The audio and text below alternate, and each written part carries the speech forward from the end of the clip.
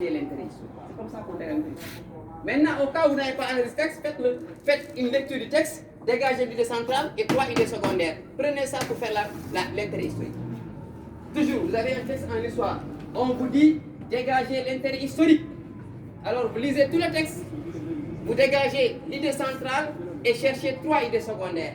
Dites maintenant, ce texte riche d'enseignement historique nous a permis de mieux comprendre, nous a permis de mieux appréhender la coexistence pacifique à travers sa définition, ses origines et ses limites. C'est bon. C'est ça qu'on appelle intérêt historique. C'est que le texte vous a permis de comprendre. Même si vous le compreniez, relativement. Est-ce que maintenant c'est clair? Oui. Donc ce que vous avez gagné en lisant ce texte, ce que vous avez gagné en apprenant, vous avez compris à travers quoi?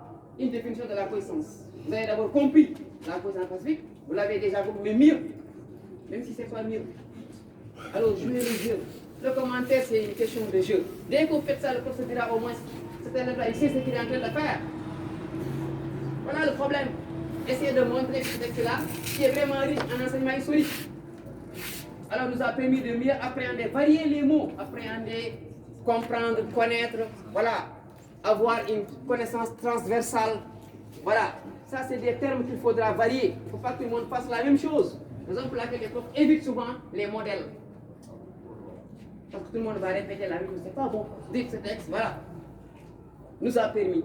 Mais je ne préfère pas le jeu. Mettez-nous, le jeu il est haïssable. Ce texte nous a permis. Voilà, directement, de mieux cerner. C'est bon.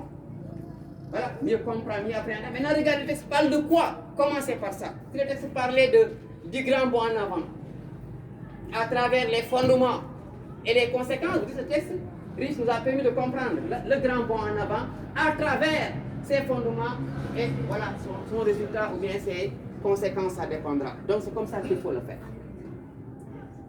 Voilà comment on dégage toujours l'intérêt historique d'un texte. Et ça, je pense que ce n'est pas diable.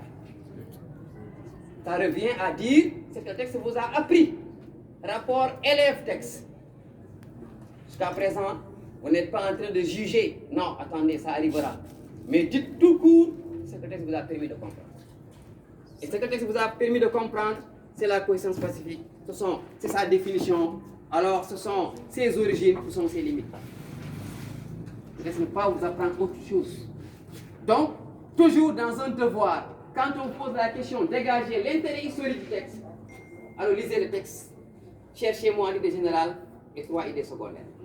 Et après ça, maintenant, créez un texte. En montrant que le texte vous a permis de mieux comprendre l'idée générale, maintenant, virgule à travers, ou bien mais aussi. À travers, ce mais aussi. Voilà. Sa définition, etc. Et vous évoquez au moins les 3 idées secondaires, c'est bon. Alors, on vous dit maintenant portée historique. Regardez, la portée historique, on nous dit en enseignement, c'est en fait la conséquence du texte. La conséquence du texte dans la marche de l'histoire. Retiens bien, la portée historique, c'est la conséquence du texte dans la marche de l'histoire. Maintenant, conséquence à court et à long terme, je vais le préciser. Mais retenez seulement qu'en fait, la portée historique, en histoire, c'est la conséquence du texte dans la marche de l'histoire. Alors maintenant, on va voir comment fabriquer cette portée historique. Mais il faut d'abord savoir c'est quoi.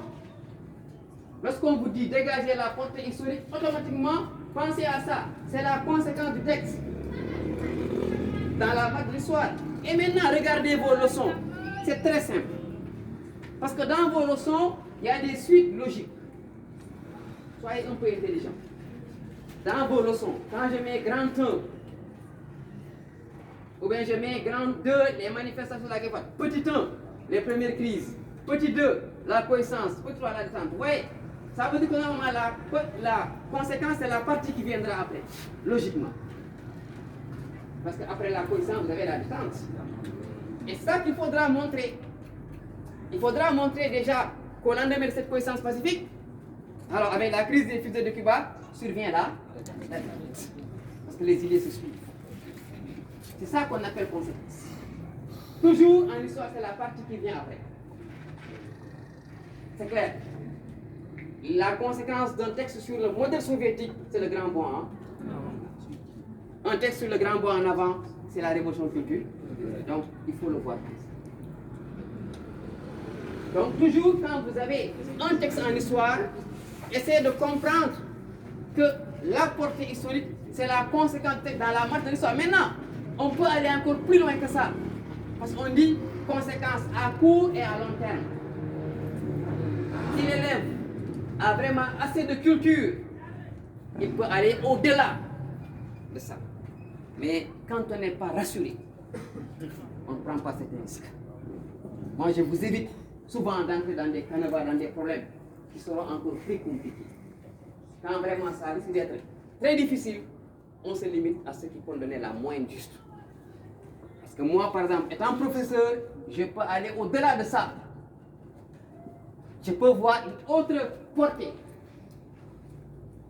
Mais comme aussi, il n'y a pas assez de bagages, limitez-vous juste, comme on le dit, à la conséquence immédiate du texte. C'est clair, parce que vous avez bien compris que après la coexistence pacifique, quand survient la crise des fusées de Cuba, alors l'humanité a eu tellement peur d'entrer dans une troisième guerre mondiale qu'ils ont préféré détendre. C'est clair. Parce qu'on parlait de coexistence, maintenant il faut détendre, carrément. Parce qu'il y a un risque de conflit nucléaire qui se propage. Donc, normalement, la suite de la coexistence, c'est la détente. Et en histoire, voilà comment il faut le voir. Dès qu'on vous dit portée historique, pensez à la conséquence du texte. Maintenant, intérêt, c'est que le texte m'a appris. Le texte m'a permis de mieux comprendre. Ça, c'est l'intérêt. Maintenant, la conséquence du texte, c'est ce qu'on appelle la portée historique. Voilà. Donc, vous allez essayer de montrer que, voilà, que la coexistence, vous voyez ce texte, mais cette coexistence pacifique directement. Alors, ce texte qui aborde la coexistence pacifique a comme conséquence, voilà, a comme conséquence, dans la marche de l'histoire, voilà, la détente. Parce que c'est ça qu'on vous demande de faire, c'est de montrer la conséquence du texte dans la marche de l'histoire. Et vous montrer que vraiment, la conséquence c'était quand même la détente. On est clair? Alors, après ça, il y a ce qu'on appelle la critique d'ensemble. Alors, qu'est-ce que j'entends par critique d'ensemble? Faites très attention. En histoire, il y a d'abord ce que j'appelle le jugement. Parce que il y a deux types de textes en histoire. Je dis deux types de textes.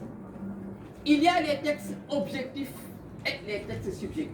On retient très bien. Quand vous devez critiquer un texte en histoire, je dis bien, il y a deux types de jugements possibles en histoire.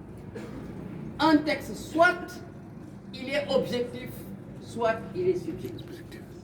Maintenant, essayons de comprendre. On raisonne.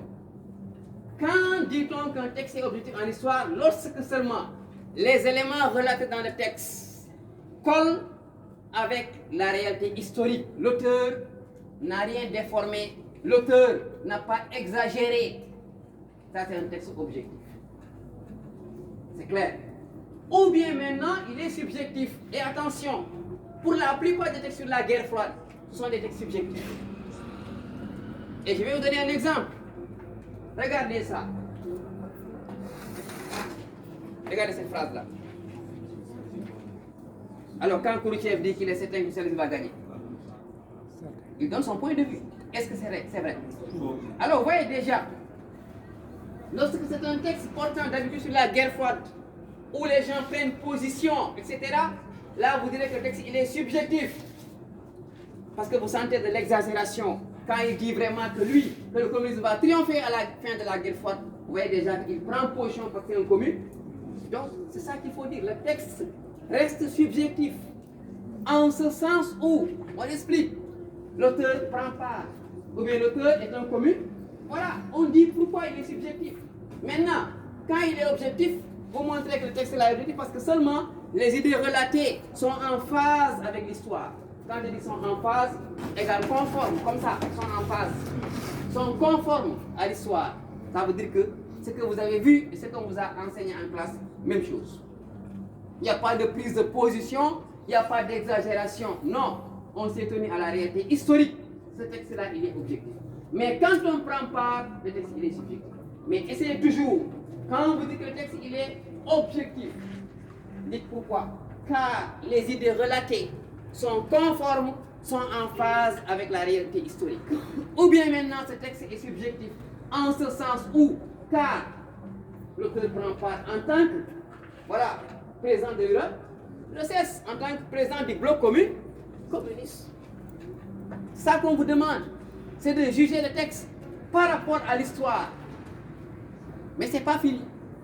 Dans la critique, il y a d'abord le jugement du texte, avec deux possibilités, objectif, subjectif, et maintenant, parler un peu sur la forme et le fond. Et ce que je ne veux pas sont ces gens-là qui disent que le texte il est facile. Ou bien le texte il est difficile. Évitez ces deux mots-là. Facile signifie quelque chose. Et si vous n'avez rien fait de bon, vous dites à la fin que le texte semble facile. Non.